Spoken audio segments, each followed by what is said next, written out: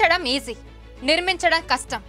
హైడ్రా పేరిట అక్రమ నిర్మాణాలు కూల్చడం సబబే కావచ్చు.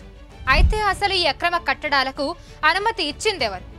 ప్రభుత్వ ఆధీనంలో పనిచేసే యంత్రాంగాలే కదా. అంటే పర్మిషన్లు ఇచ్చేది ప్రభుత్వాలే, కూల్చేది ప్రభుత్వాలే.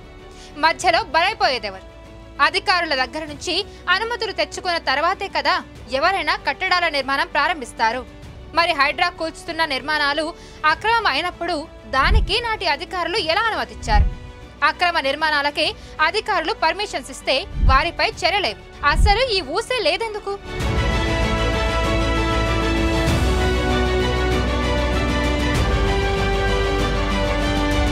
సినీ సెలబ్రిటీల నుంచి బడా రియల్టర్ల వరకు ఏ ఒక్కరిని వదలడం లేదు HYDRAA. Hyderabad disaster response and asset protection agency HYDRAA పేరిట అక్రమార్కుల గుండెల్లో రైలు పరిగెత్తిస్తుంది రేవంత్ సర్కార్. ప్రభుత్వ భూముల పరిరక్షణే లక్ష్యంగా ఆక్రమణల తొలగింపే ధ్యేయంగా హైడ్రా దూకుడు కనబరుస్తోంది. ప్రభుత్వ భూములు, చెరువులు, పార్కులు, లేఅవుట్లలో సామాజిక అవసరాల కోసం కేటాయించిన స్థలాలు, పరిశ్రమల శాఖకు చెందిన స్థలాల్లో ఆక్రమణలపై హైడ్రా ఉక్కుపాదం మోపుతోంది. అక్రమ నిర్మాణాలను బుల్డోజర్లతో కూల్చేస్తోంది.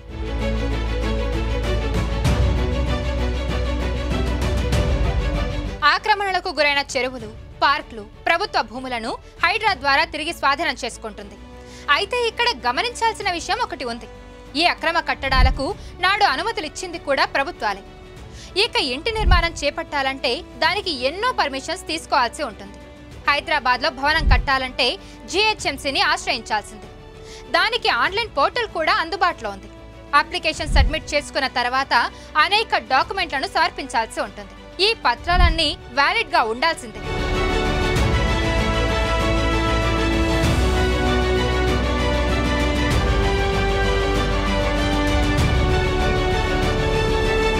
డాక్యుమెంట్స్ అన్ని కరెక్ట్ గా ఉన్నాయో లేదో అధికారులే చెక్ చేయాలి. ఆ తర్వాత టెక్నికల్ ఆఫీసర్ బిల్డింగ్ సైట్ ను విజిట్ చేస్తారు. అప్పుడు అప్లికెంట్ సబ్మిట్ చేసిన డాక్యుమెంట్స్ లో అన్ని నిజాలు ఉన్నాయో లేదో తెలుస్తుంది. ఆ తర్వాతే పర్మిషన్స్ ఇవ్వాలో లేదో అధికారులు ఒక నిర్ధారణకు వస్తారు. ఇదంతా బిల్డింగ్ నిర్మాణం కోసం అప్లై చేసిన 7 రోజుల్లో జరుగుతోంది. అన్ని కరెక్ట్ గా ఉంటేనే అధికారులు పర్మిషన్ ఇవ్వాల్సి ఉంటుంది. ఇక ఇప్పుడు హైడ్రా కూల్చుతున్న నిర్మాణాలకు నాటి అధికారులే పర్మిషన్స్ ఇచ్చారన్న వాదన గట్టిగా వినిపిస్తోంది. వారిపై చర్యలు తీసుకోవాలన్న డిమాండ్ బలంగా వినిపిస్తోంది. పర్మిషన్ ఇచ్చిన తర్వాత చాలా డబ్బు ఖర్చు పెట్టి బిల్డింగ్లు కడతారు యజమానులు. ఇప్పుడు అక్రమ నిర్మాణాలంటూ కూల్చితే ఆ డబ్బంతా వృధా అయినట్టే కదా. మరి సదరు వ్యక్తికి నష్టపరిహారం ఎవరిస్తారు? నాడు పర్మిషన్లు ఇచ్చిన ఆఫీసర్లు ఇస్తారా, లేదా ఇప్పుడు కూల్చుతున్న అధికారులు ఇస్తారా?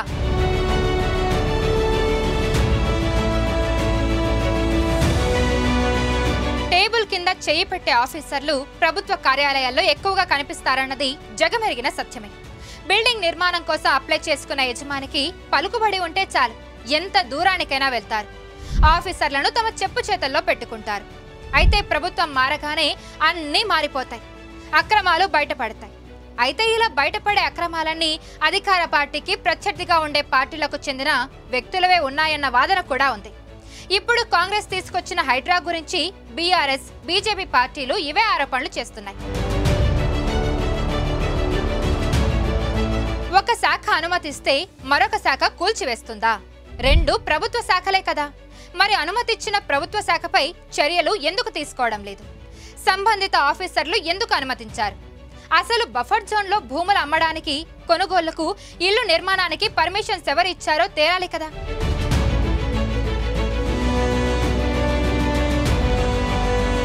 లేఅవుట్ వేసేందుకు పర్మిషన్ ఇచ్చిందెవరు? బఫర్ జోన్లు, చెరువులు అని తెలిసి కూడా నిర్మాణాలకు పర్మిషన్లు ఎందుకు ఇచ్చినట్టు? ఇలా ఎన్నెన్నో ప్రశ్నలు హైడ్రా ఎపిసోడ్లో ఒక వర్గం నుంచి వినిపిస్తున్నాయి.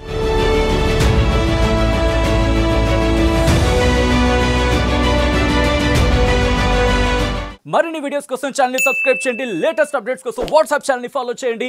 అండ్ లింక్ డిస్క్రిప్షన్ లో ఉంది.